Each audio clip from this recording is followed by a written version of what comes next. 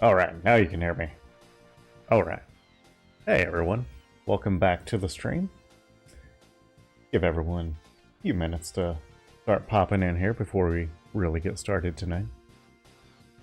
It's getting everything kind of situated here.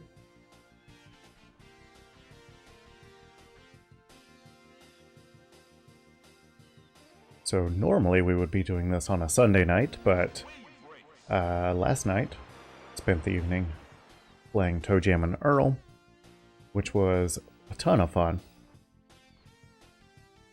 And this being a holiday and all, my week's kind of all thrown off, so I wanted to kind of have that weekend palate cleanser that comes with playing Wave Race 64.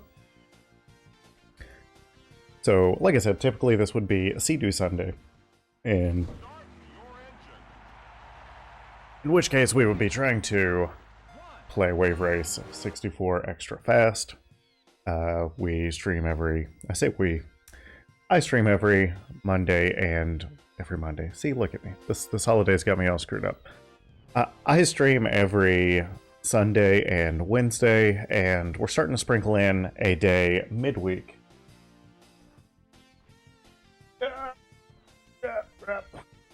Anyway, starting to sprinkle in a day midweek, in between scheduled streams, to just play some random games via emulation on a web service called PyPacker. It's been a lot of fun. It's kind of a nice way to get back to playing games with friends. But yeah, for tonight, we're going to be playing Wave Race. We're going to be focusing probably a lot of our night on Drake Lake, but I want to play some other courses as well, just so that, you know, keep things fresh. You don't want to keep doing the same thing over and over, so, well, I say you don't want to do the same thing over and over, but that's pretty much all we do here. So, we're going to start the night out. Actually, let's start on Drake Lake tonight. We'll play a couple laps on Drake Lake, and then we will probably spend some time on Southern Island. And I'd kind of like to spend some time on Sunny Beach as well, because that's one, since I have been learning how to speedrun, that is one that I've probably played the most on. But I'm not really happy with where my time is right now, so sit back and enjoy the next probably hour and a half or so of Wave Race 64.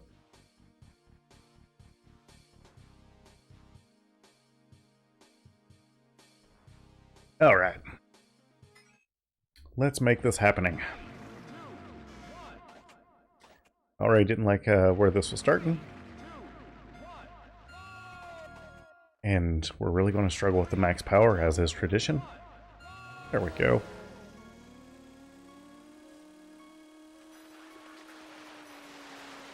So, how has everyone's weekend been? I hope everyone enjoyed a nice long weekend. I know for me, didn't really do a whole lot of anything. This has been a pretty sloppy lap so far, but anyway, didn't do a whole lot. I got some valuable streaming time in last night. I really enjoyed that. If you were here, I hope you did as well. I did spec out a new PC today. So I'm kind of letting that kind of soak in right now before I really commit to buying all of the pieces and putting it together, because it is a significant investment, but that's okay. I just don't want to rush into things. Pretty sloppy salamander. Yeah, we're not setting any records with this guy. Which, holy crap! Personal best on the first lap of the night, or first race of the night. Hey, DJ Mike. Yeah, this is Wave Race on the 64. If this is your first time here, welcome. I feel like I've seen you here before, though. But anyways, I am playing on original hardware. I'm pretty proud of that. It is my original N64 from my childhood, my original copy of Wave Race, alongside my original CRT and TV stand from my bedroom. So all that hoarding has finally paid off. I'm from Ohio, DJ Mike. Yeah. Oh.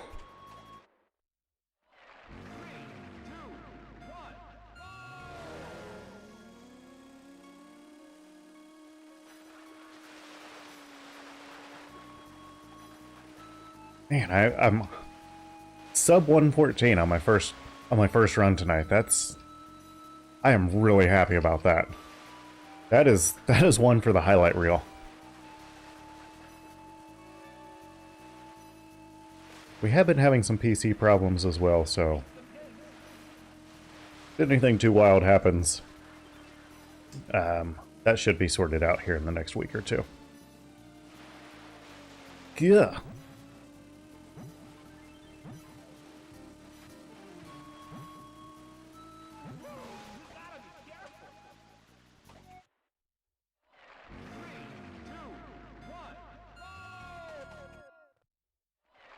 All right. I am super happy with the way that first round went.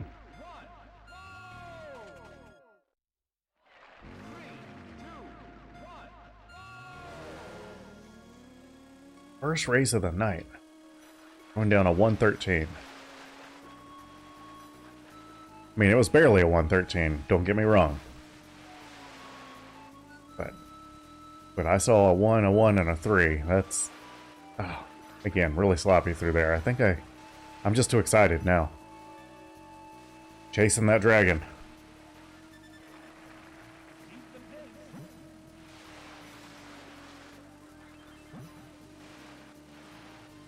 Yeah, we're not setting any records here. That's what I said last time, though, too.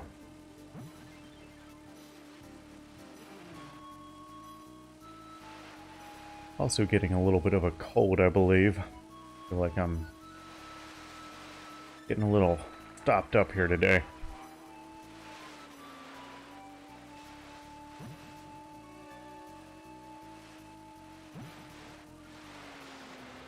Yep, pretty sloppy run right here.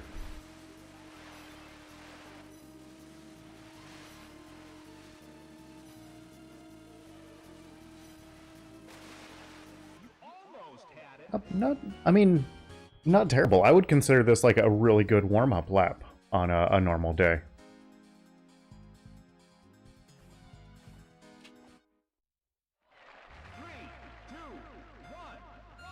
Man, I kind of wish, I wish Pancakes would have been here to see this. I am just really proud of that. And I know it's not like a benchmark score or, you know, something that like someone who's serious about speedrunning Wave Race would be proud of, but for it just being the first race of the night and just jumping in and shaving half a second off my time, oh yeah. Yeah, that was pretty awesome.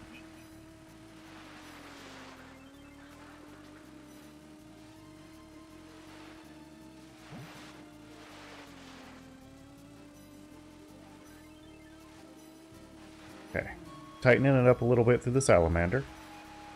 Oh no!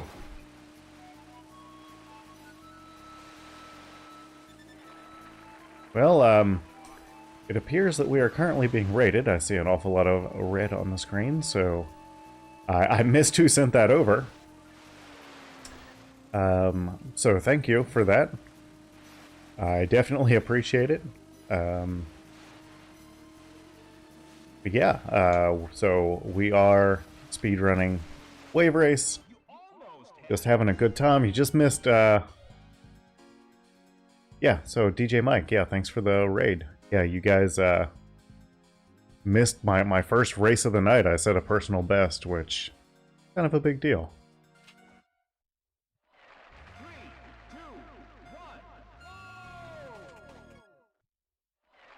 But yeah, so for everyone hopping in, yeah, definitely appreciate you guys sticking around. You know, Of course, give us a follow. Check us out on social media, Discord, all that good stuff. We stream. I stream at least 2 nights a week, Sunday and Wednesday. And then we're throwing in some random play in between there. Just unscheduled stuff. We'll just hop in. Of course, all playing retro games. Definitely not a serious streamer, but definitely appreciate the love tonight, guys. So thanks for stopping by. And of course, I will, once everything is over here this evening, Mike, I will be sure to check out your page as well.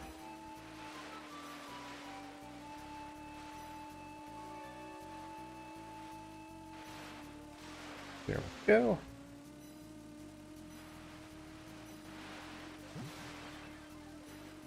Yeah, still another sloppy lap. I think I'm getting distracted by, yeah, just everyone hanging around, so appreciate that. Yeah, there actually is a freestyle mode that you can hop into. Oh gosh, yeah, if you guys could get me to 50 tonight, that would be incredible. Obviously, I appreciate the love, period, but yeah, 50 would be pretty awesome. I like that idea. That's a that's a good goal to throw out there. Yeah, I'm pretty sure, you know, that would be probably 40 people kind of disappointed in the content. I am definitely just getting started out. Yeah, this is only our, I don't know, probably, it was our 18th day playing Wave Race. So probably about 25 streams total.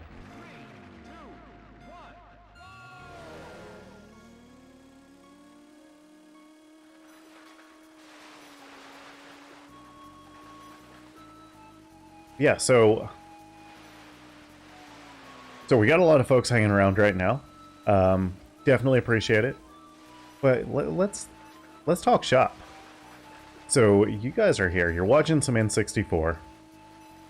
What is like the game that you remember most, either from the N64 or another platform? What's that one that really pulls on the nostalgia strings for you? For me, it's always going to be something on the N64.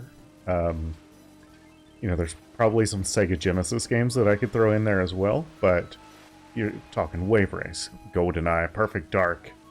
Probably GoldenEye is like the one that's like, I put a lot of hours into that guy as a kid. And I was never really good at it either. It was fun. You know, you sat around and it kind of like got you ready for the Halo days whenever that really popped off. But I feel like that's where it really started, was GoldenEye. Oh no! Yeah, Contra. Oh gosh, Tekken. Yeah, Tekken was an awesome game. I spent so many quarters in the arcade playing Tekken. I believe Tekken 3 was the one that I had. Excite Bike. I was never a huge Excite Bike fan, and I think it was just because I wasn't good at it. I'm glad to hear that DJ Mike is also a trophy husband. It's really funny. My wife and I, our birthdays are days apart. And yeah, one year I wrote in her birthday card, you know, love your trophy husband. And yeah, so it's kind of our thing. She made sure to return the favor, you know, love your trophy wife. But if you're married, you get it. Yeah, Golden Axe was a good one too. And so I wasn't a huge Pac-Man fan, but Miss Pac-Man for sure. And I don't really understand what the difference was between the two, because essentially it is the same game with, you know, one of them's got a bow in her hair. But yeah, Miss Pac-Man, played a lot of Miss Pac-Man.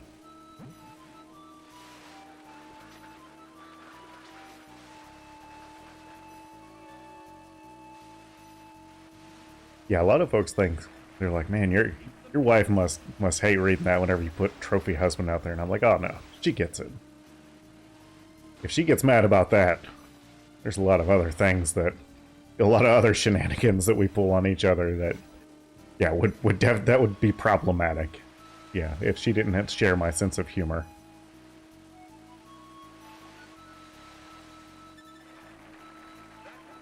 Yeah.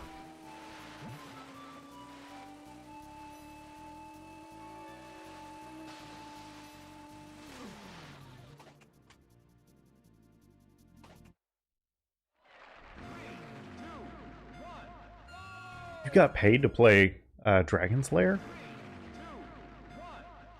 That's pretty awesome.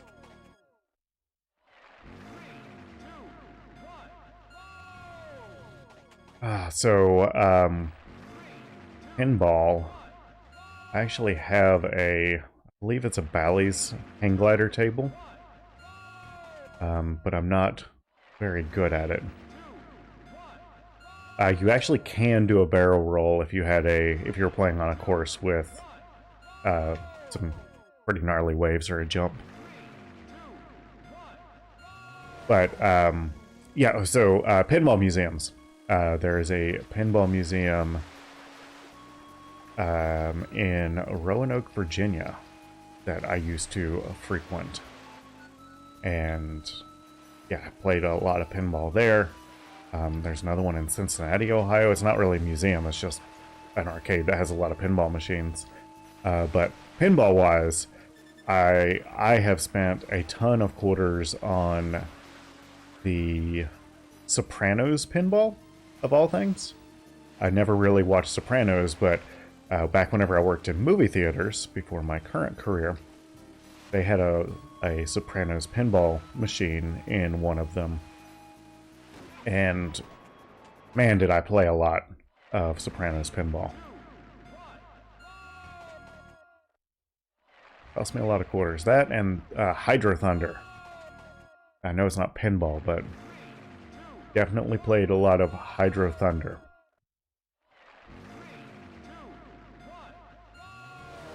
Hydro Thunder was probably the first game that I ever did any type of speedrunning on. And I didn't even know what I was doing it. It was really just me and another guy at the theater. That it seemed like one of us would get the #1 score on a certain course. I can't even remember what course it was. And then it's like we would take a break from it. And so once you had that high score slot, you basically didn't play until the other person beat you. And we had that thing to where it was like just single digits moving the timer. Yeah, there's definitely the Playboy machine out there. I haven't played a lot of that, just because I haven't seen one in the wild, really.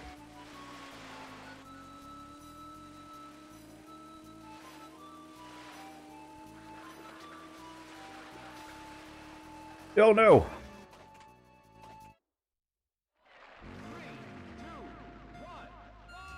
I haven't really gotten too into modern pinball. But I know that there is... I'm a huge Simpsons fan.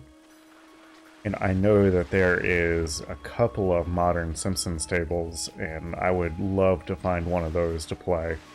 The closest I've ever come to that was I was in some casino in Tulsa, Oklahoma. And they had some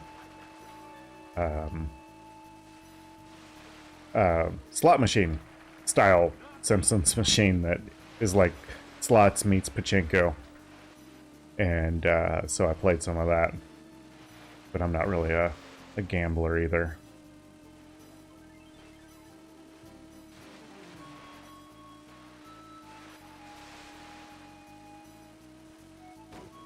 Okay.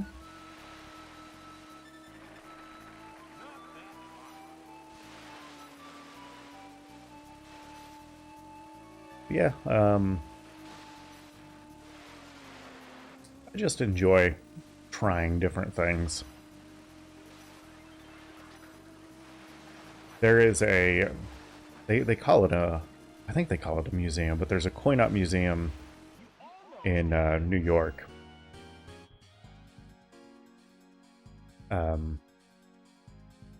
And he has everything, but it's more of a warehouse where he sells old arcade machines, and he has everything from like the 1950s on.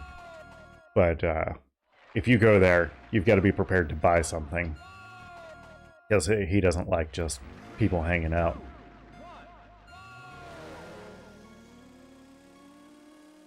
Yeah, I went there looking at a Konami Simpsons 4-player cabinet.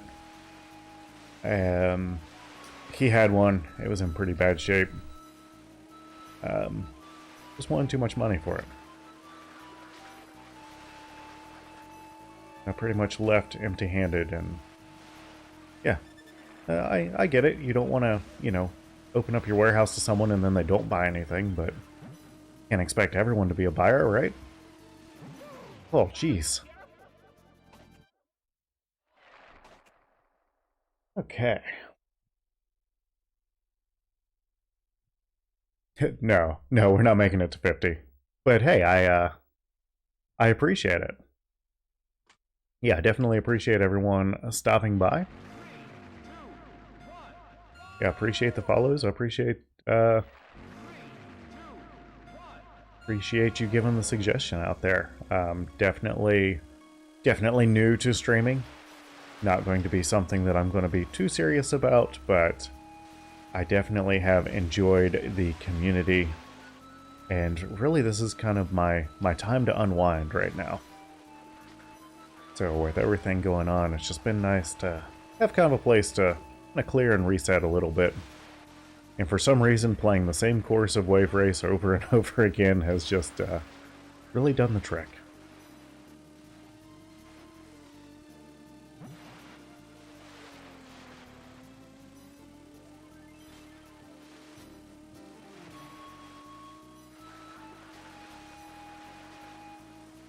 Oop.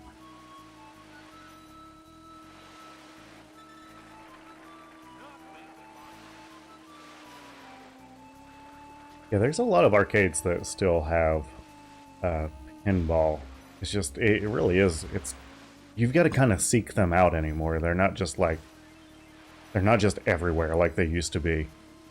It's like you almost have to have the mindset of, you know what, Saturday I'm going to go and find an arcade that has pinball machines.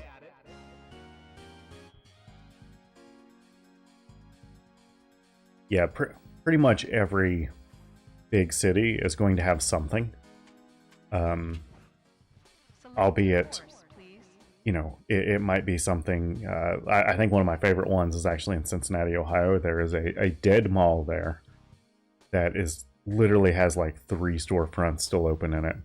And it's like they opened this mall in the early 2000s. It's got all of that early 2000s decor. They've never done anything to it.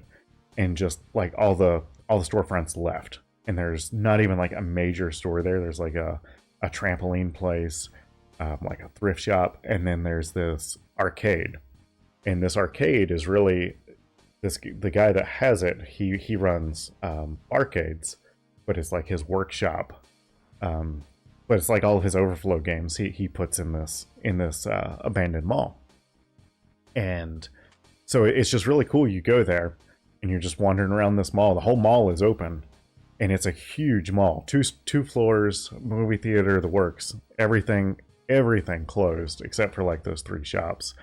But then on the opposite end of it, the one I've been to in Roanoke, Virginia, it's just like in some guy's house. It's like he converted the bottom 2 floors of his house into his little pinball museum. I mean, it's a cool place, but they're really packed in there too. But you just got to got to expect that whenever you're looking at those things.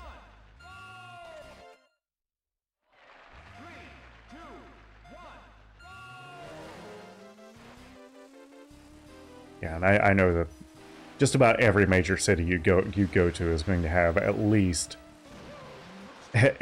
one.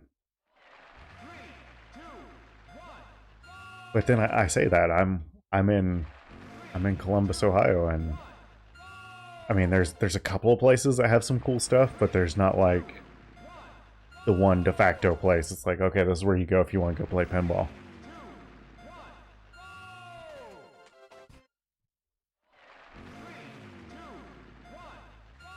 Alright, we're just going to roll with it.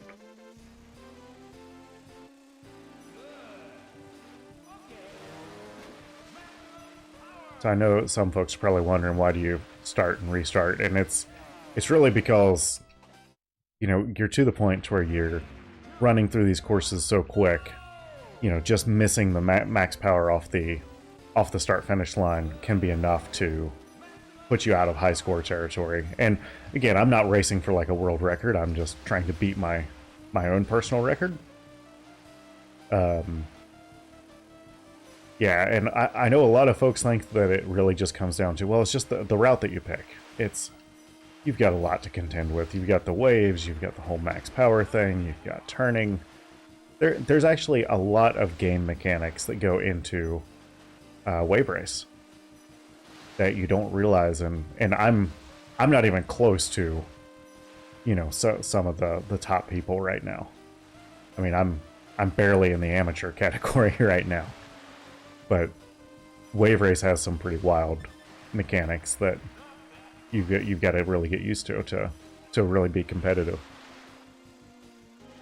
Like right there, I just slowed down a ton because I got hung up in the sand. A good player never would have done that.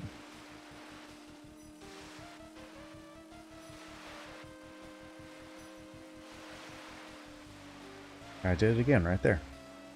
Right after I talked about it.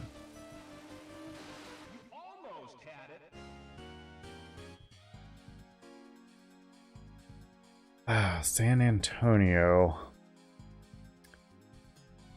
Yeah, a lot of places do have the Dave & Buster's is almost disappointing anymore. They used to at least have some, you know, good stuff, but Dave & Buster's anymore, the things that they have are really focused on how many credits can we get out of this person. So they're really the pay to progress type games, to where you can keep going if you keep giving them money. I'm trying to think. So I have spent some time in Abilene, and I don't know if there is anything in the San Antonio area that I can recall, at least. Whenever I travel for like work or anything, I try to hunt out these places. Yeah, I mean, from what I recall, there's not a whole lot going on in San Antonio anyways. I do know, I think it's either San Antonio or Abilene, there's a taco stand called Ileana's. And that was about the highlight of my trip the last time I went. I got to meet Ileana. The food there was incredible. I question the cleanliness of it, but, you know, sometimes you don't. You just gotta overlook that stuff.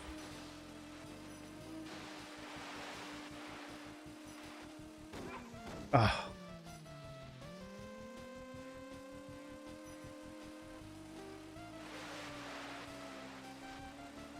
There is a... What is the arcade that's like a Dave & Buster's? There's one that's like a Dave & Buster's that they do like a lot of Japanese games. They have a lot of the Sega E-Claws. Ah, what is that called?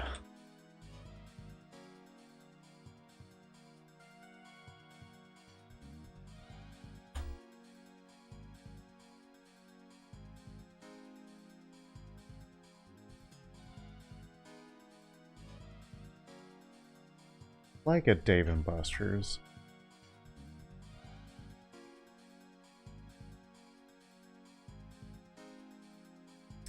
Main event? No, I don't think it's main event.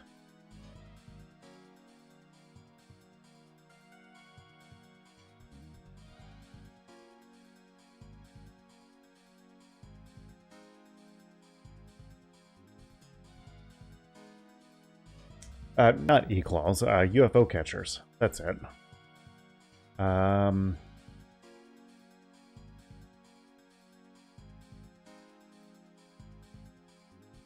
I really can't remember what those are called.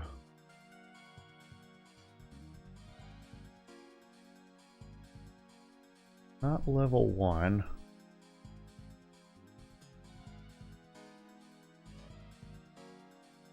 Huh.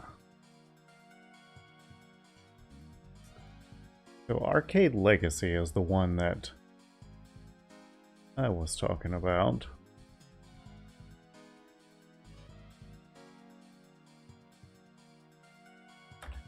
All right, have a good evening, Grandma.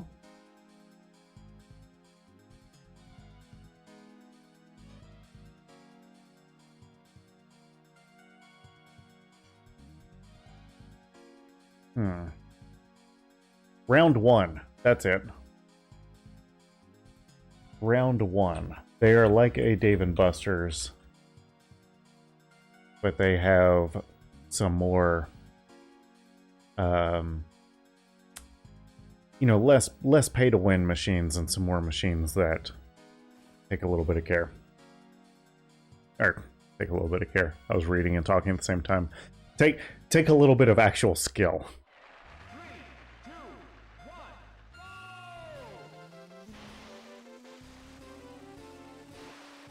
Yeah, there's still some good arcades out there, but you've got to look for them now. And everyone's going to the whole barcade model, which is okay, but it's just not the same. Granted, I don't have a problem with people, you know, having fun in a barcade. It's just, I don't know, the vibe's not the same in a barcade as it is in a traditional arcade.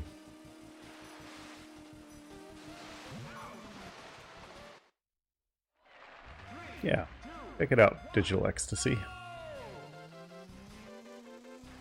I believe they're a smaller chain than Dave & Buster's. But the thing that I always found appealing about Round 1 was, yeah, the UFO catchers. Which, if you've never seen a UFO catcher style claw machine, the things that they do with them are pretty cool. It's not just your typical claw that, you know, you can drop and try to pick something up. They'll do different things where you've got to like hook a ring or something like that and, you know, actually pull the prize across to the prize slot. And it's pretty cool. Worth checking out. Not that I'm a claw machine aficionado or anything. If nothing else, look up UFO catcher on YouTube and just see some of the unique configurations they come up with.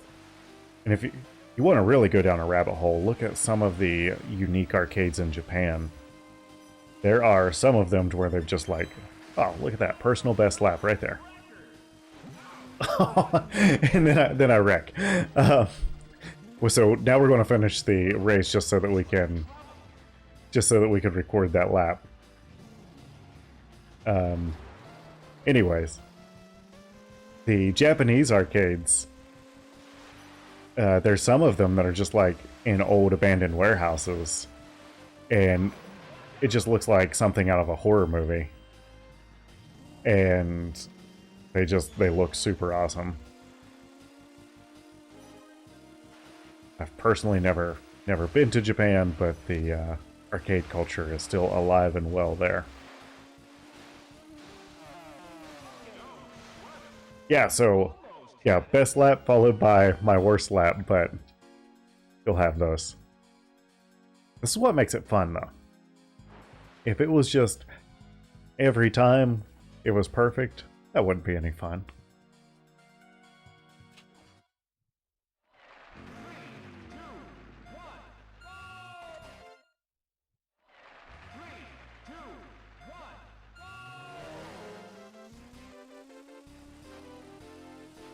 I will say the one thing with streaming that I have learned is I have pushed my computer further than it should have.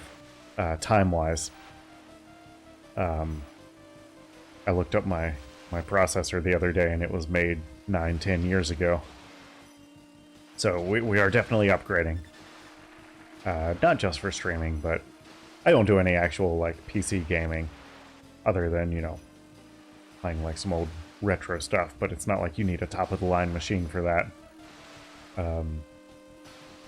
Prior to streaming, though, I did some podcasting. I did a fair amount of audio editing for, gosh, I think we went for 3 or 4 years before we hung it up. But that was originally why I built this machine. I'm very excited to build a new machine and have a PC that's not a complete turd. I guess it's not terrible. Yeah, I would consider myself a retro gamer. Yeah, that's what I was going for. Yeah, I actually have a hoodie with that design on it. Yeah, I mean, it's one of those all-over print deals.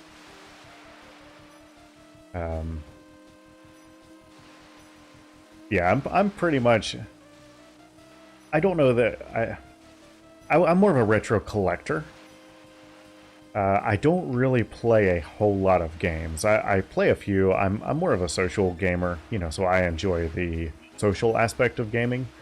This is the first game I've ever, like, really taken seriously. But I collect a lot of games and systems and controllers. My thing is just the weirder the better. I really enjoy like the oddball stuff.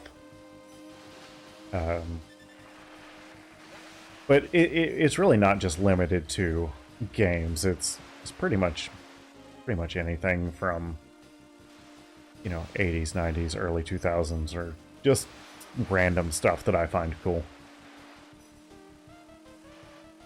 I guess you could say I'm a hoarder, but I try to stay out of hoarding territory and at least keep it all, you know, kind of organized. You almost had it. Yeah, whenever I was looking around at like stream templates and stuff, and they're all like super shiny, and everyone's, you know, they've got all these fancy animations and, you know, stuff in it. And I'm like, oh, that won't do. I know how to use Photoshop. And so we went with the retro print. It still needs cleaned up a little bit. There's a couple of things about it that I wouldn't say bother me, but it's like, you can tell that this is pretty craptastic. So I actually don't have an Intellivision. I do have an Atari 2600. Of course, I've got the NES and Famicom. Trying to think what other older stuff that I have, like older than, you know. No. Let's see, there's a Dreamcast over there.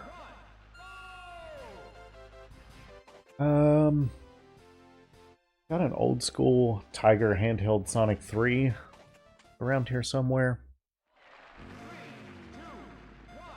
I had a Vectrex at one time, and it was one of those things, it was cool, but it never really meant anything to me, so I traded it for some other items. I don't even really remember what I got for it, but probably the oldest thing I have is the 2600 right now.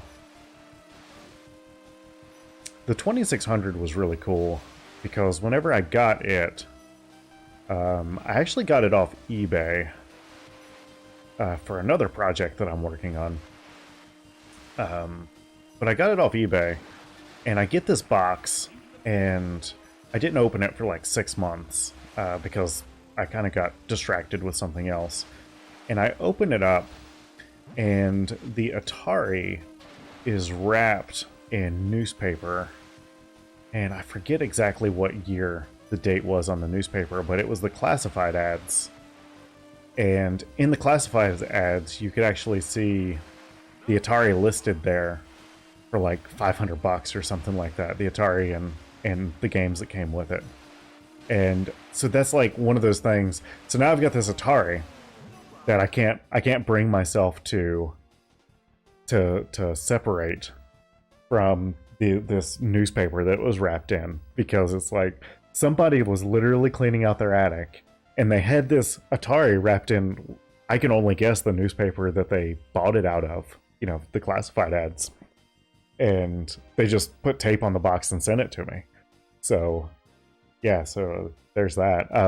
The Vectrex though, that was the one that it had like the screen and everything built in with it.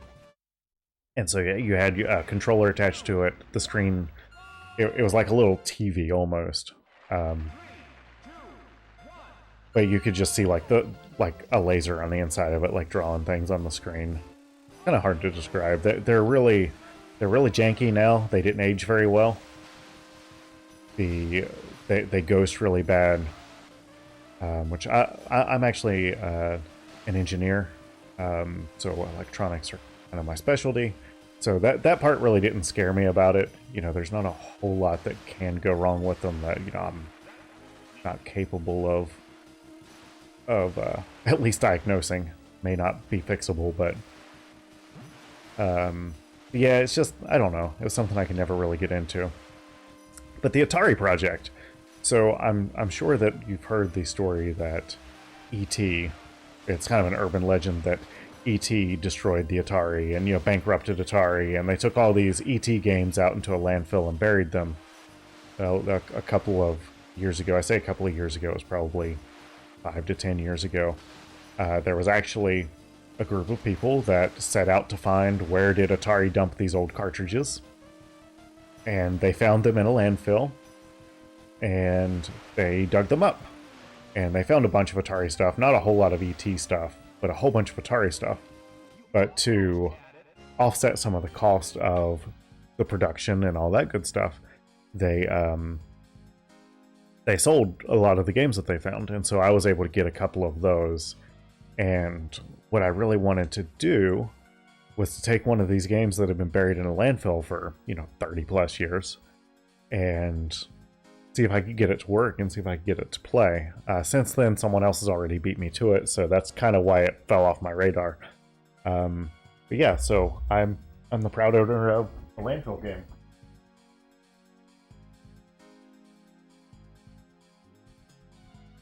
So I'll have to wash my hands after this, but yeah, this guy right here was one of the Atari Dig games, and it's just one of those, this is Sword Quest, but it's just one of those really cool things.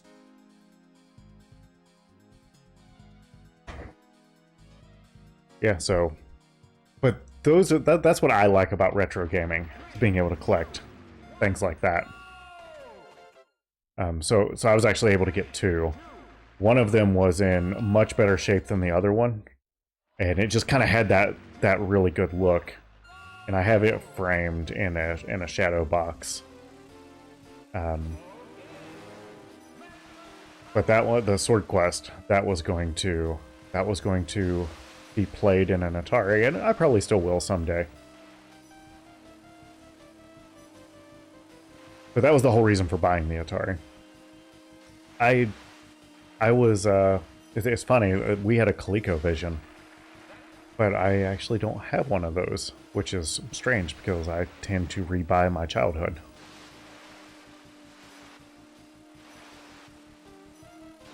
Yeah, so maybe after this I will start seeking out a ColecoVision.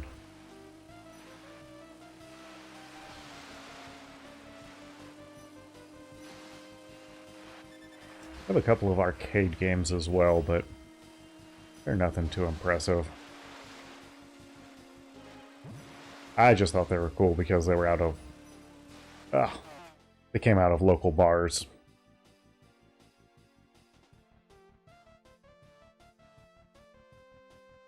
Oh, also worth noting, we are sponsored by Little Caesars.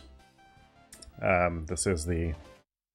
I believe my contract says this is the Little Caesars NHL hockey room.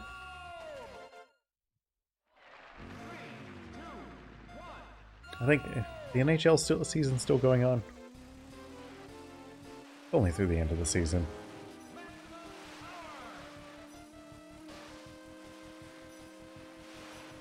Yeah, I've talking about collecting. I have a ton of movie stuff too. So that's why I say I'm not really a retro gamer as much as I am just a collector of sorts.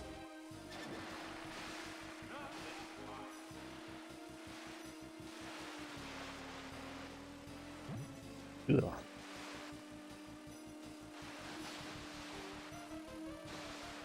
And I know it's probably killing you watching me avoid the ramps. Because honestly, that was one of the things that I really struggled with whenever I first started playing Wave Race Fast. Apparently, you go slower through the air than you do on the water. So your goal is to stay as close to the water at all times as possible. And obviously, whenever you hit jumps, you can't do that.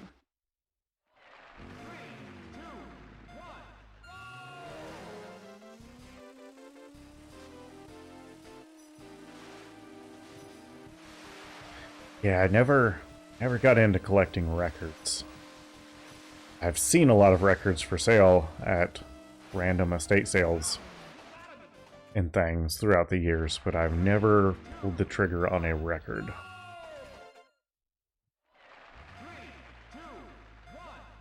I think, let's see, where I got most of my Atari games, this old guy had passed away, and he had some stuff.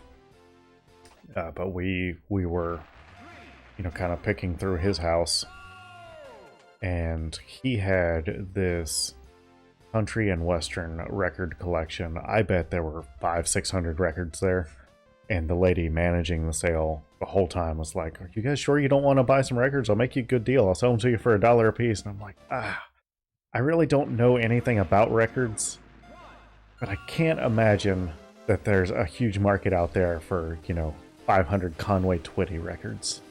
I mean, maybe there is, but I couldn't bring myself to do it.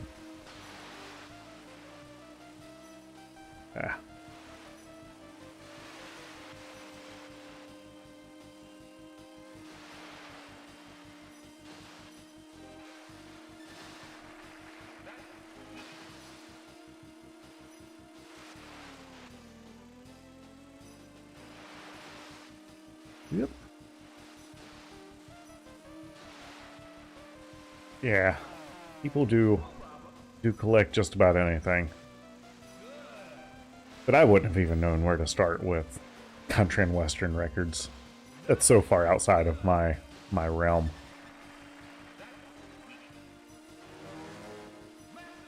I don't really do a whole lot of buying anymore, like in mass like that anyways. The stuff that I do now is more one-off. I've got a couple of contacts still that are just like, oh, Craig would like this. And I'll get a random call here or there, but no more of the, going to estate sales, yard sales, all that good stuff. Just don't have time for that.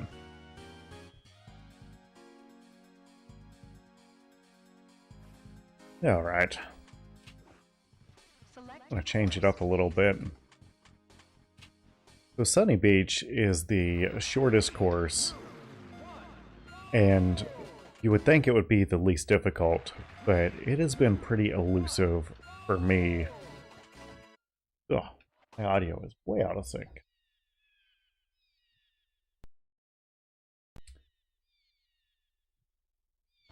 It's been pretty elusive to me, though, to get into, like, a good high score territory.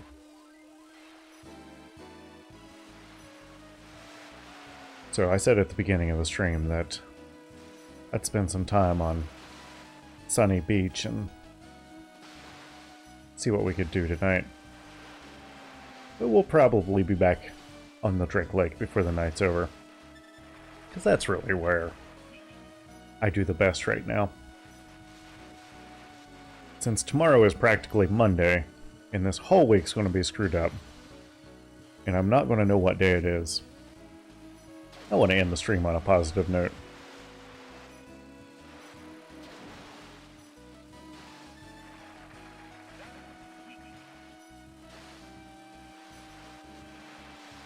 Okay.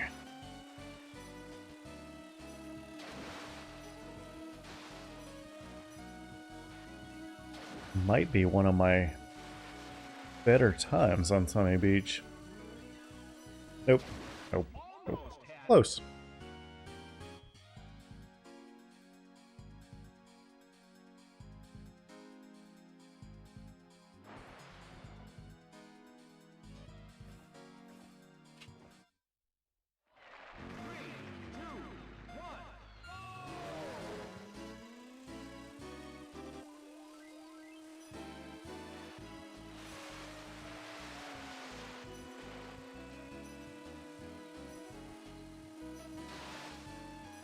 Oh. A big hit on that left buoy there. Yeah, so some people are able to do this course in a minute 3 with like no problem. It looks completely effortless. And that almost drives me bonkers because it's like I had to really try to get to where I could get down into the 106 mark.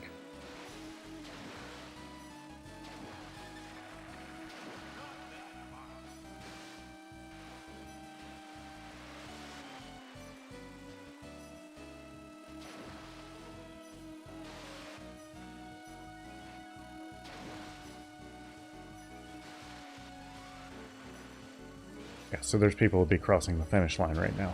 Almost had it.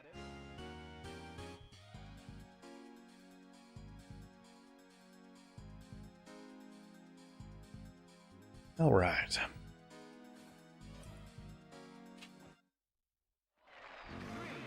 1, go! 3, 2, 1, go! This is one of those. I pretty much have no shot at even beating my own personal best without that max power just right at the beginning.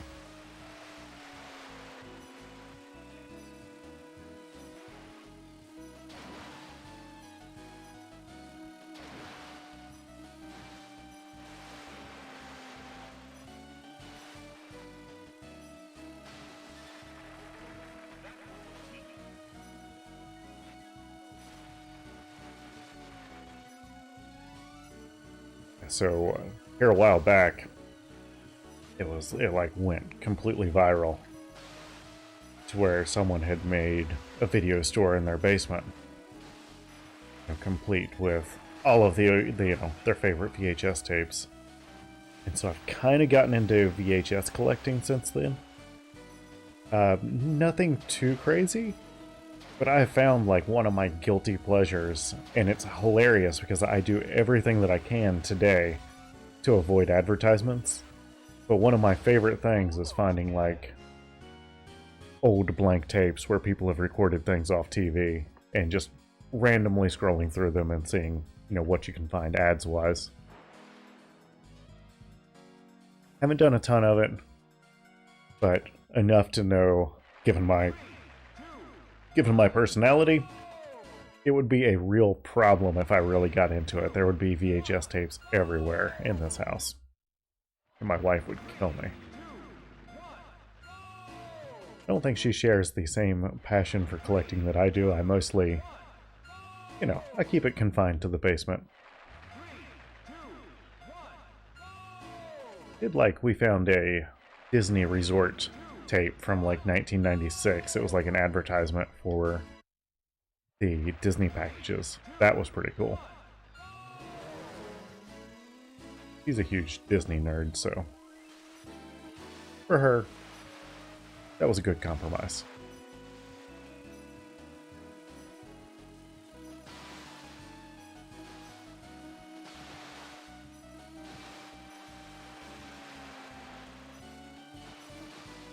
I guess, is there anyone who's like not into Disney? I feel like everybody's into Disney these days.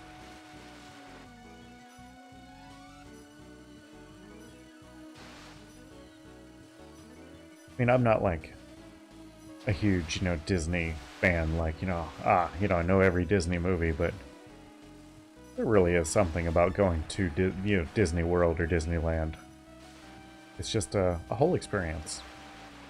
Granted, I've always liked Universal Studios more, but that's probably more of a nostalgia thing because that's where Nickelodeon used to be.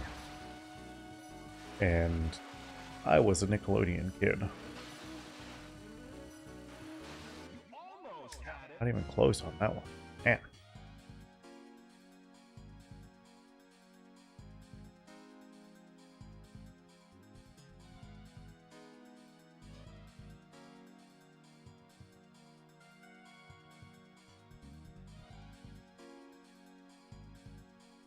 Okay. Let's see.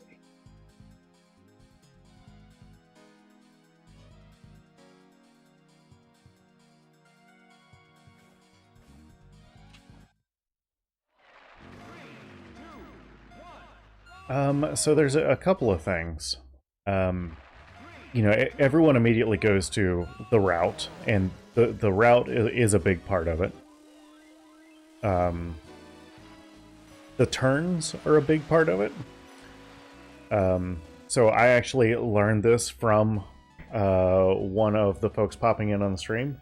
So like whenever you turn, you instinctively kind of go down, and you know whenever you make the turn, and that while that makes a super sharp turn, it actually slows you down while you're doing that. So whenever you're turning, in most cases, you just want to go straight to the left or straight to the right, which sounds super simple, but whenever you start actually doing it, it's a lot more difficult.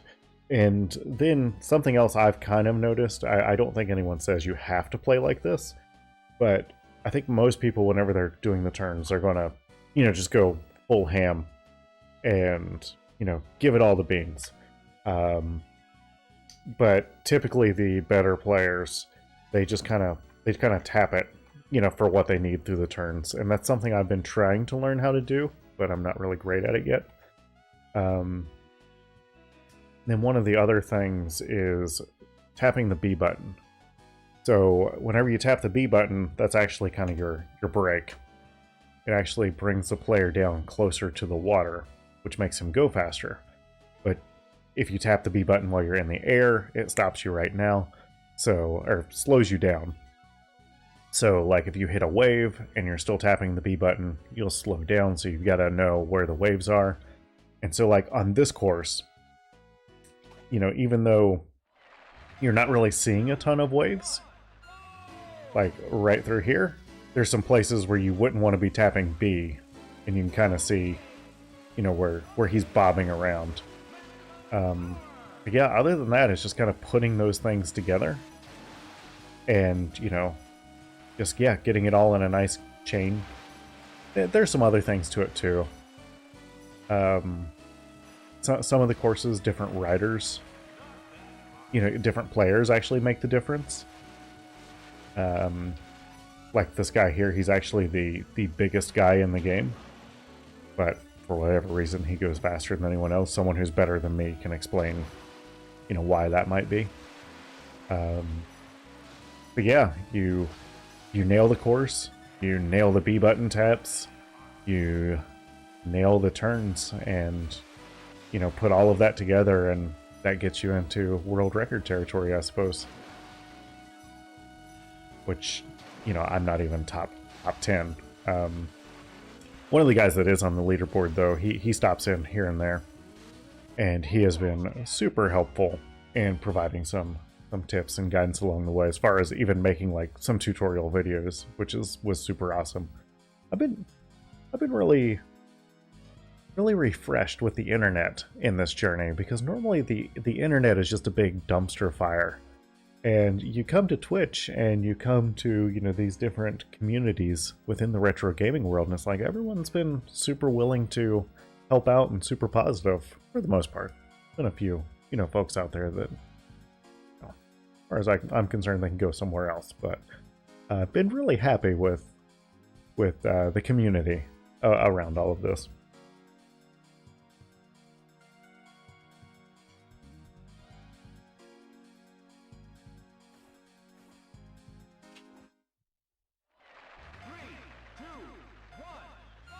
What I would really like to see is someone figure out how to how to break wave race like they have with like Mario Kart, Diddy Kong Racing, and those where they've learned how to just skip whole sections of the course. I personally don't think it's really going to be possible, but I think it'd be really cool if someone figured out, okay, this is how you break the game to just blow everyone else's time out of the water. And I don't mean that from like a malicious standpoint. It's just I'm looking for someone to get some breakthrough strat that just changes the way that this game is speedrun. Speedran? I think that would be really cool. Yeah, see, like the guy that holds the record here, whenever I hit a buoy, I keep going because it's not going to make or break my time. But if he hits a buoy, he is probably going to reset the game because he knows, nope, that's the difference between me making time and not making time, is making contact with a buoy.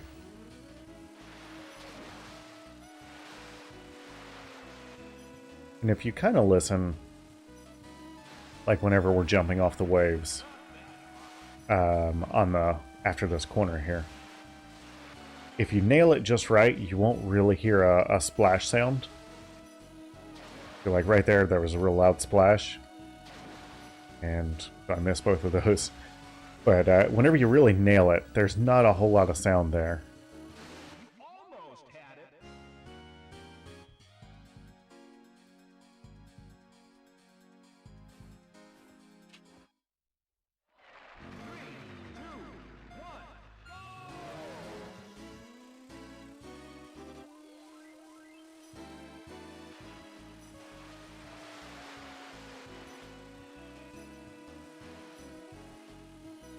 Yeah, as little turning as possible. So like in that section there, you can pretty much line it up right after the big U-turn and not have to touch the joystick at all, except for just like some minor corrections.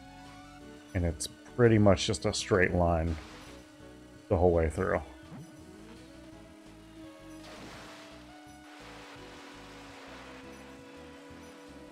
I guess it's the same through here too, but to better set up this curve, sometimes you want to steer a little bit more.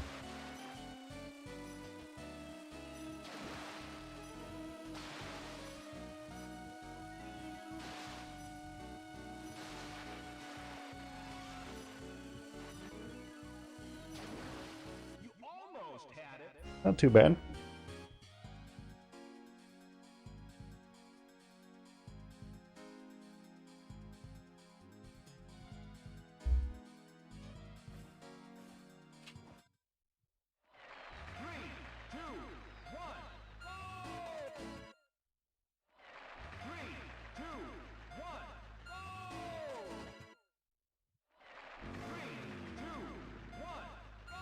There we go.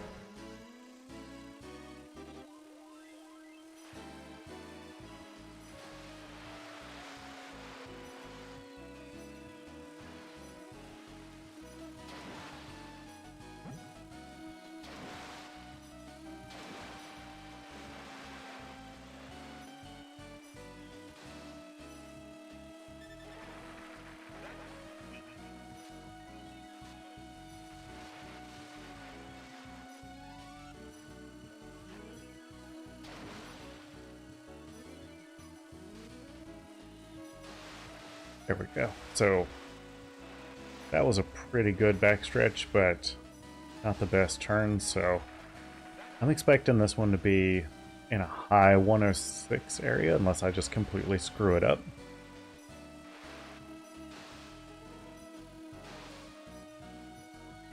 Possibly a lower 106. Pretty good one. This might be... nope, high 106.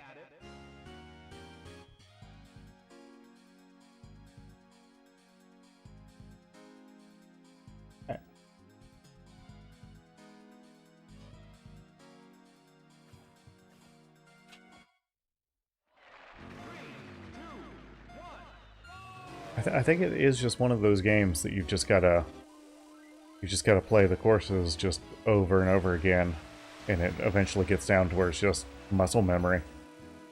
You know, it's just like it's locked in, and now you can do it. Yeah. Yeah, some of the guys that you know play much better than I do. It's just like they're not even trying, and I think watching them, while it is inspiring, and I don't have any ill will towards any of them. It's just, man, it can be frustrating just seeing them just casually playing like one-handed, you know, reading the chat, yucking it up, and you know, then they get like a 103 on this course. Like, what? How are you doing that? Like, it just blows my mind. But again, they're all super cool, approachable.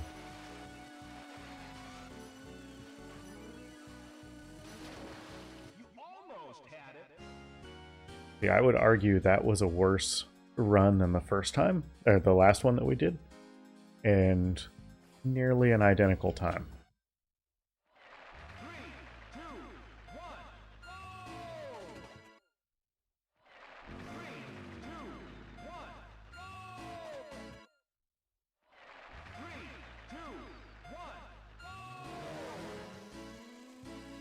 Yeah, so aside from Wave Race, I have had one of my friends on the stream here a couple of times, and we've been playing through Toe Jam and Earl, which is hilarious because the last time, so I guess it was last night, we were playing Toe Jam and Earl, and one of the guys in the chat decided to start up his own game of Toe Jam and Earl while we were playing.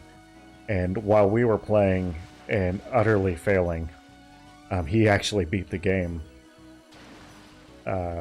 Which cracked me up because he's sending us screenshots of him playing Toe Jam and Earl, and we're hanging on by a thread, and here he is, 20 levels in, 10 lives, something ridiculous like that, and you know, we've only got one player left, no lives. But that's been a lot of fun. So, and that's the unscheduled stream, so let's be on the lookout for that. We typically do that on the weekends. You almost had it. As far as Wave Race goes, every Sunday and Wednesday. 3, 2,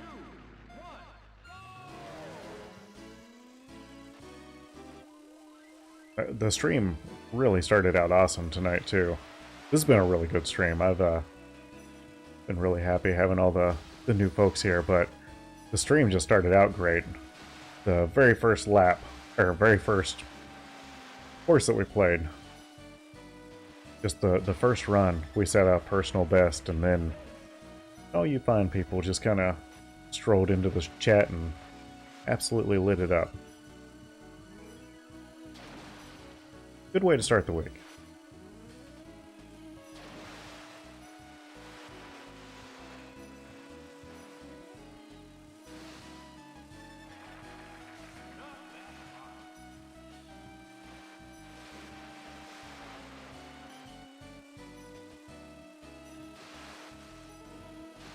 Yeah. And now I've got a lot of streams to check out.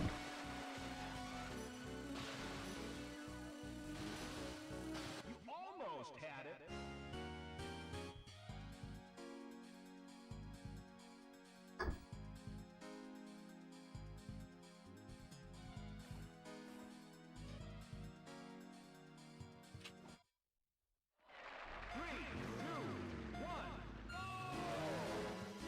Watching my dog, he had to get up and stretch.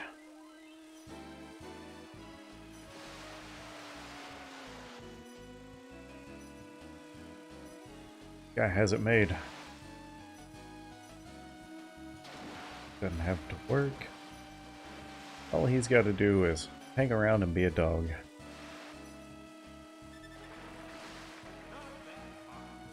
Go outside, chase the birds around.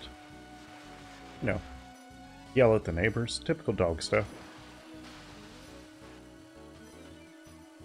Funny, I think all of my neighbors are terrified of him because he sounds very mean, but he's really just excited. Just wants to meet new people. But he's a big boy.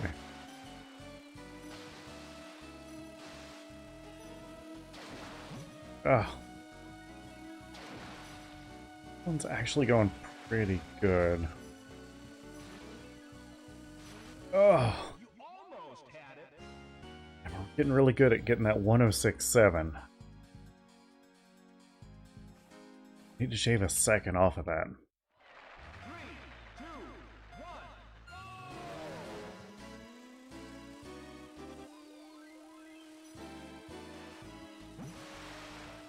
I'm gonna do it by hitting buoys, that's for sure.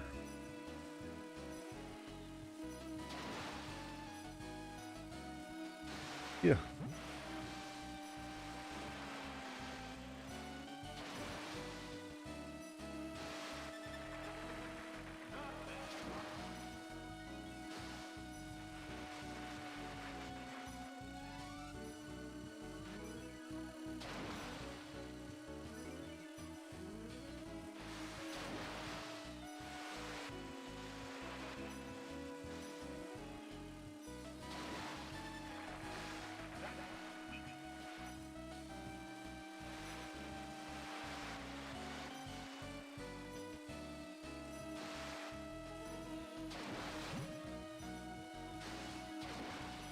Okay, that was a really good backstretch there. Ah, Almost had it. getting closer. Got a half a second off that guy. 3,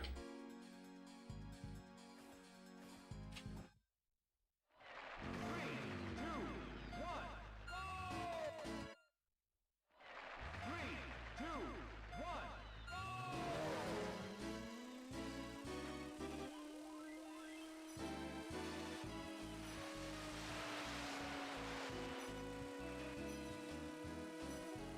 This is probably one I should spend some more time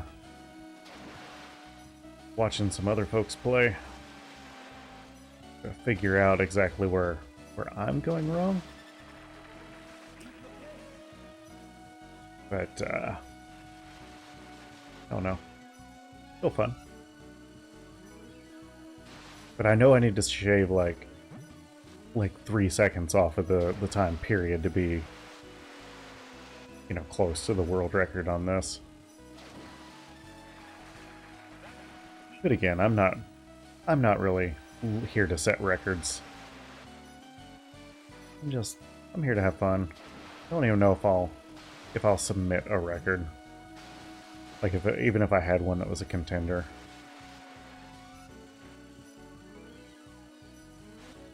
Almost had it. Getting closer.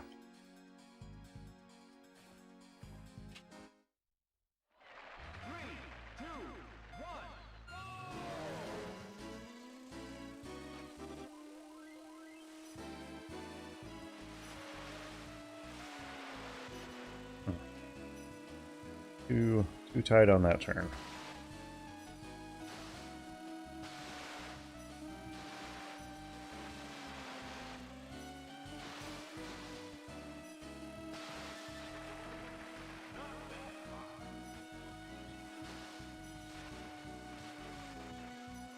Did it again. Exactly the same thing as the first lap.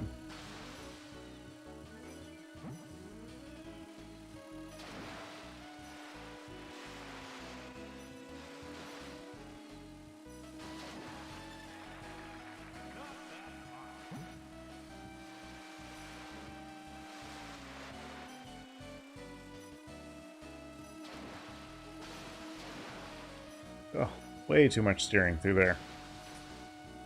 Okay, so this one is not even going to be in the ballpark of what we've been doing.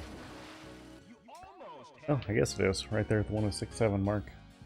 I'm going to do this guy a couple more times, and I'm going to hop back over to Drake Lake. We're going to call it a night. 3, 2, 1.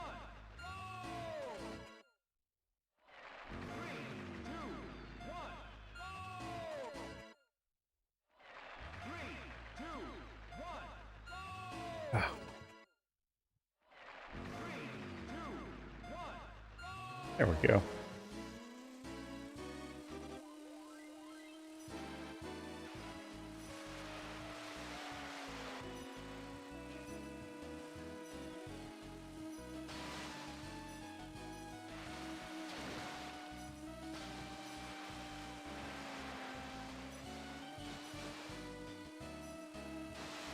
Pretty good first lap.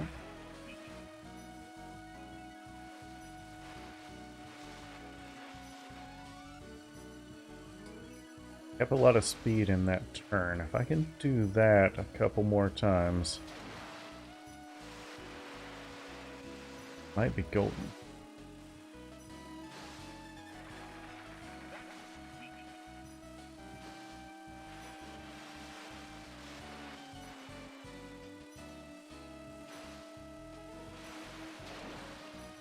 Okay, so I'm wondering if taking those a little bit wider. Oh no! Nope. Nope, definitely not.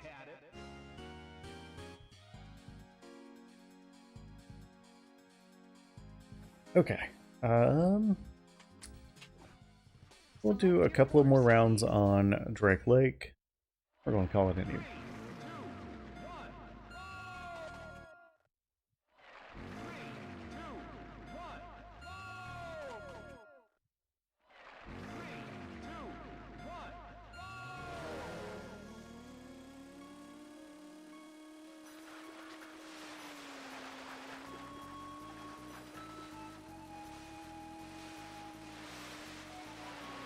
Okay, that was fairly sloppy. Much steering there through the salamanders.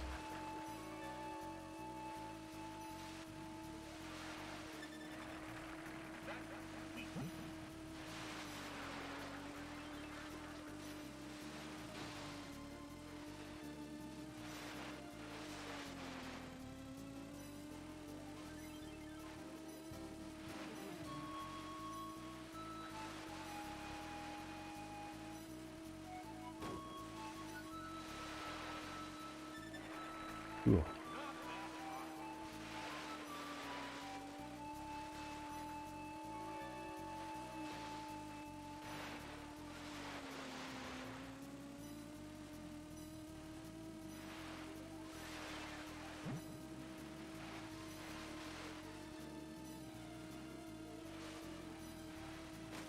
Ah. Almost had it.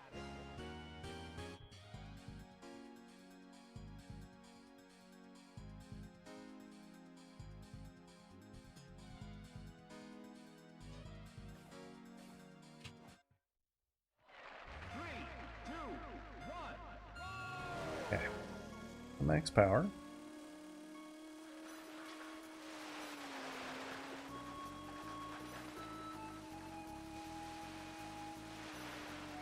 Oh, that was a really good turn.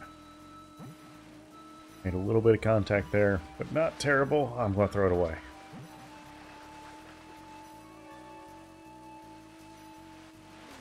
Yep, knew it.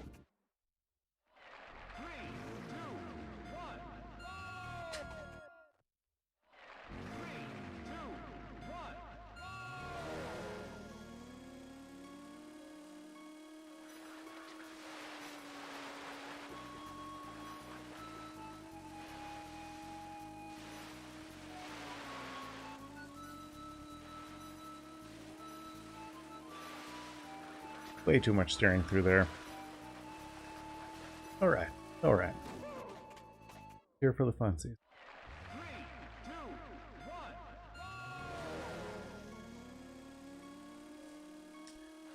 So, I don't know where everyone's located, but at least here on the East Coast, I believe they have them on the West Coast too. I mean, I'm in the Midwest, but I know on the East Coast it's a thing. But Rita's Italian Ice. We have several of them in my town, in my city, I guess. And they had a special for the month of May. It was just the month of May. Anyways, today was the last day, so if you haven't made it out to Rita's to try this, good luck. But they had a Nickelodeon green slime topping for their ice cream. And we went and had, I say ice cream, but they're Italian ice and custard. And so we went and had Italian ice pretty much for dinner. Because we haven't eaten a whole lot today. And tell you what, it was pretty good. I know it's a little bit gimmicky, just this neon green stuff on the ice cream. All it was marshmallow cream. But yeah, I had a vanilla custard with nerds and green slime on top. Pretty delicious. It took us some work getting our 4-year-old to understand it's not really slime, because he thought it was, you know, some sort of gross slime stuff, and he's like, I'm not eating that. I'm like, dude, it's just marshmallows. No, it's slime for real. I can see it. Like, no, it's, trust me, it's really cool. But yeah, it was like 75 cents to have it added to your frozen treat. Totally worth it. But Rita's, I really like the Italian ice. I like that more than the custard. But my thing is, I don't really like the fruity varieties. Like, they'll do vanilla, chocolate, root beer. My favorite's mint chocolate chip, but just like vanilla and chocolate chips, really good. But yeah, it seems like more and more whenever we go, they don't have any of the non-fruity flavors. And it kind of, I kind of die a little inside whenever I get there and look at the menu board. I could call ahead, but if I do that and I find out they don't have, you know, chocolate or something like that, I'm probably not going to go. So it's worth the adventure. Yeah, we first had Rita's, I think it was in Hilton Head. And it was like, oh my gosh, this stuff is amazing. And we pretty much went there every evening after dinner. I think there was one day we even went there twice in a day.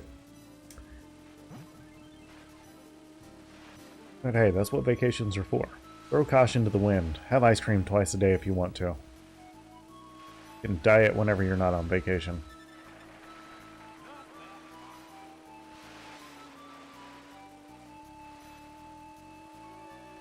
This is another one of those examples of I've gone through this course enough to know that, like, on this particular run, I've done some really good things and I've done some really bad things. And I get in my own head.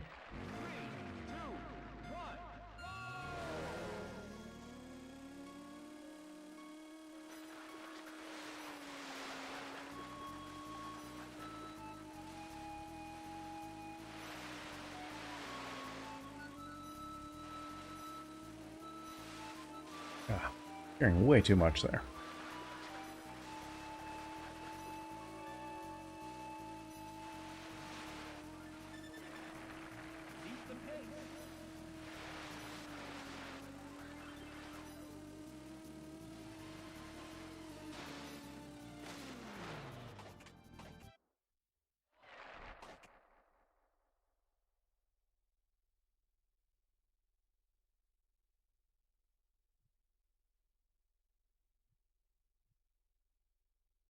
Okay.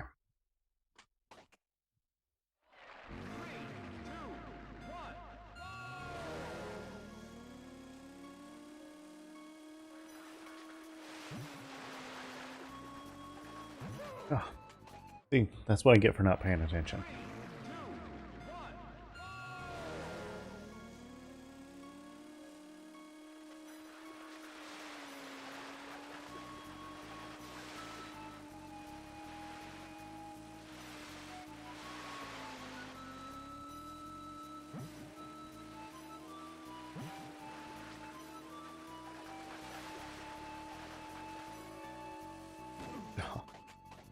Too confident. Didn't steer. Alright, we're probably going to try and complete this course 1 or 2 more times. And we're going to call it a night, because I've got to work tomorrow. It is almost 10 o'clock. Means I've got to start my nightly routine. Get my butt into bed. I'm not going out on that one.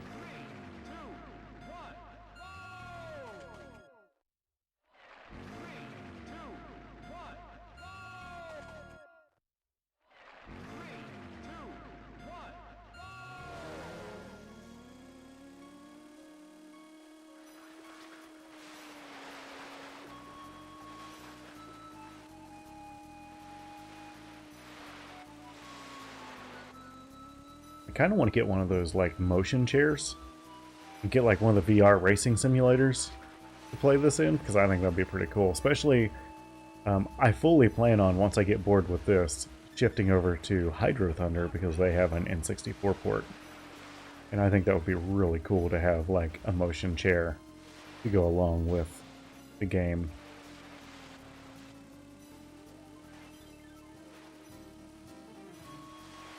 Would definitely be unique. I don't know anyone that has a D-Box set up with an N64. Probably have to bring in like some custom programmers to actually write the logic for it. I mean, it'd be totally worth it, right? Putting a motion chair on an N64, that wouldn't be a waste at all.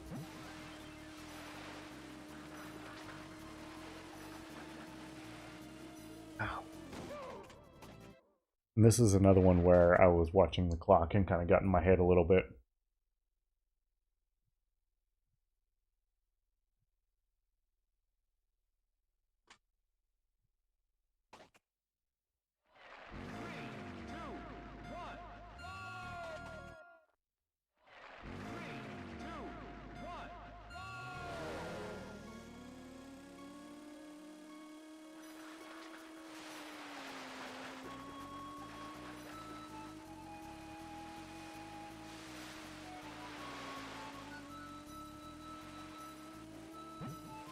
Oh.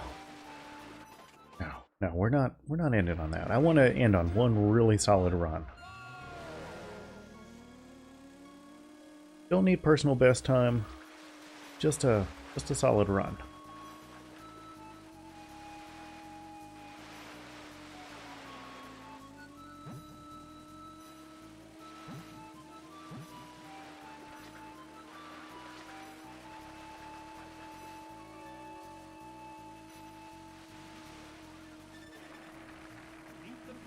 Pretty good first lap. Doing really good at hitting the buoys.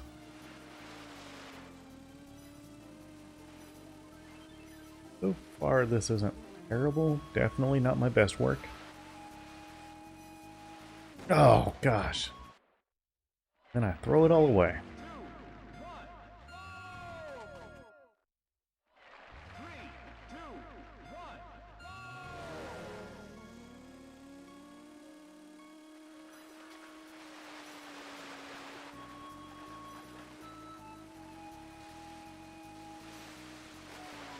Oh, a little bit of contact there, but not much. Right into the salamander. And we're entering the toothpicks. And we nailed it.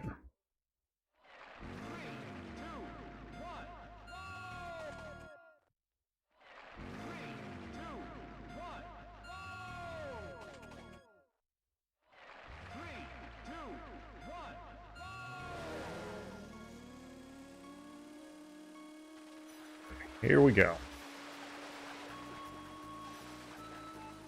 Yep. Oh, jeez. Can't steer around them, just plow straight through them, right?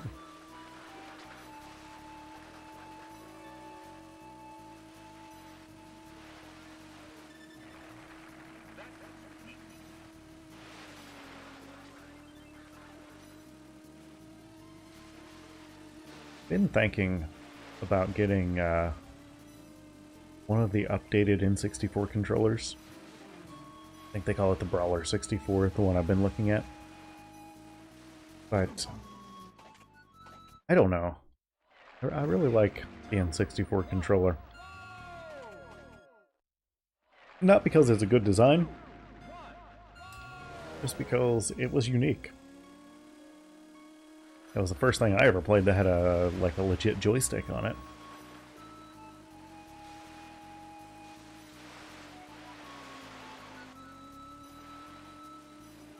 I honestly think it's what got prepared me for the Duke, that giant Xbox controller that came with the original Xbox. Because I had an aftermarket N64 controller that was huge. I just love the way that thing felt in my hands. You know, I felt like I was really in control with that monster controller. Terrible controller. But man, did I like it.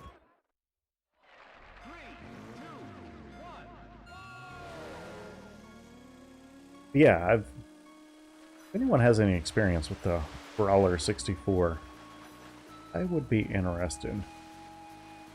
I guess I'm a little concerned because I'm so used to the OG controller. Would it just completely throw me off if I was using an aftermarket option? As far as I can tell, it's better in every way than the original N64 controller, but I don't know. Apprehensive. I mean, they're only like $30, $35, I think, but I don't know. I don't want to buy like a new controller for it to just sit there, just because someone made a new N64 controller.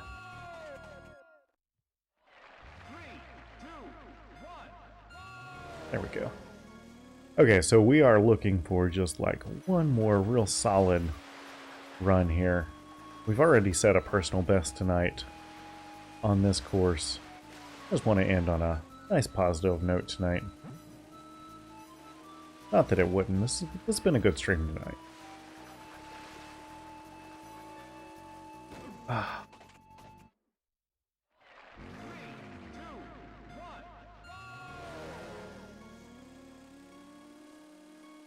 Oh, jeez.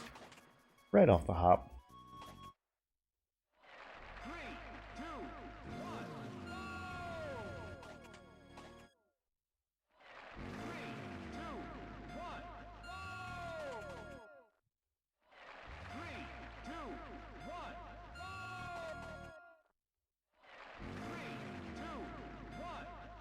There we go.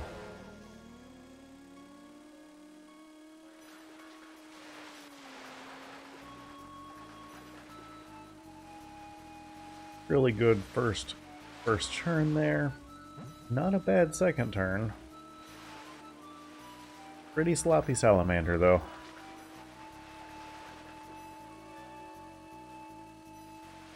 We can redeem it. Bad lap overall. Oh, geez. Definitely had to steer too much through there.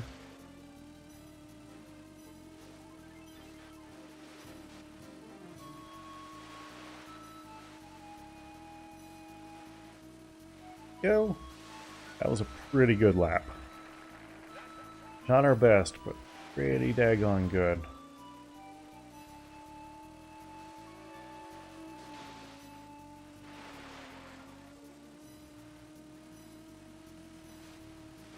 Oh, that was a really good salamander. I make it through the toothpicks. Oh! Oh! That close. 114 flat. Oh, we were so close.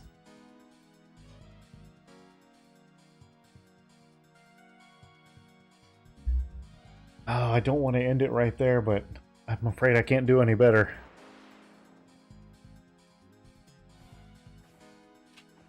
Alright, let's try one more. One more.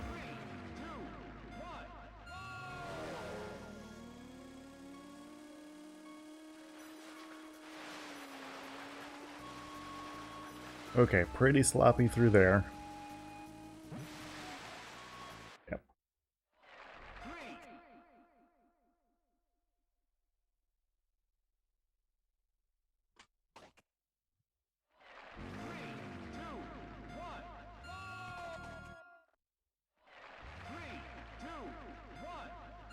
Oh, come on. Alright, this one's for all the see-dos. And see-don'ts.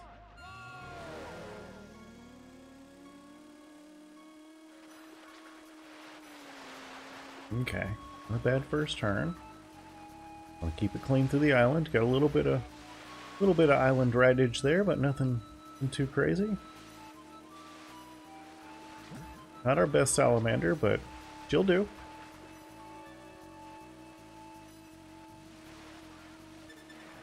Pretty daggone good first lap, though.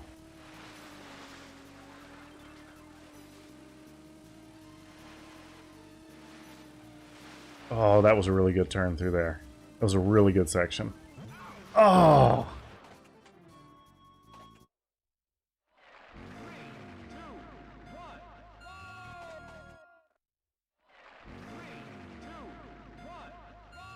Okay. One more good finish, and we're going to call it a night. Man, this has been a good night for progress, though.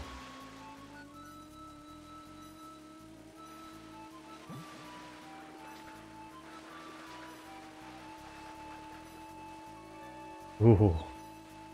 Real close to hitting the last toothpick there. Really good first lap again.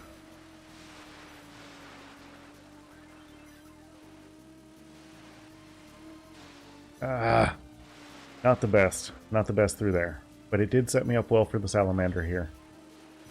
Going wide like that while you lose some time. Going wide, it definitely sets you up well for the slalom section, aka the salamander.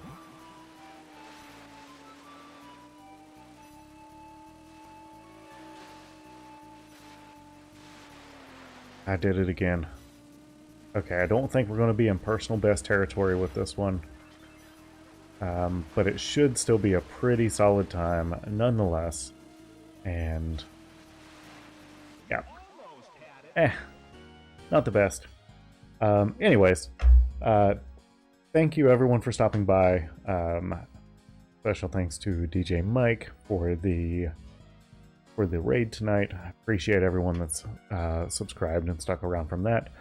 Anyways, we will be back on Wednesday night for Wave Race Wednesday, and sometime throughout the weekend we'll probably do some more Toe Jam and Earl, and then we'll be back to our regular schedule for Sunday on Sea-Doo Sunday. But thanks again everyone for stopping by. Make sure you check out my social check out my social media. If you've been watching and you like what you saw, give me a follow. That way you can get notifications whenever we do go live. But have a great week. I hope everyone's had a good time, and I will see you again on Wednesday.